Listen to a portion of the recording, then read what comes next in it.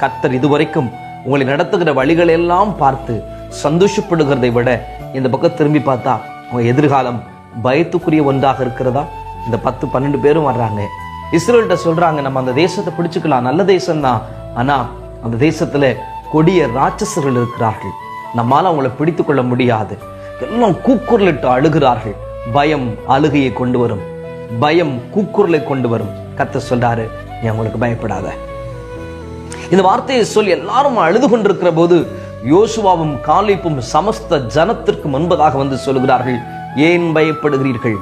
கர்த்தர் நம்மோடு கூட இருப்பாரானால் அந்த தேசத்தை நம்மால் பிடித்துவிட முடியும். கவனியுங்கள், இஸ்ரவேலர்கள் பார்த்தது உண்மையை பார்த்தார்கள், ஆனால் யோசுவாவும் காலேபும் சத்தியத்தை பேசினார்கள். உண்மை என்ன? பிரச்சனை ரொம்ப பெருசு, உங்க வியாதி ரொம்ப பெருசு, இந்த கடன் ரொம்ப பெருசு, இந்த மனிதன் உங்களை பயமுறுத்துகிற காரியம் ரொம்ப பெருசு, இன்னைக்கு நீங்க சந்திக்க போகிற இந்த காரியம் ரொம்ப பெரிது என்று கர்த்தருக்கு தெரியும்.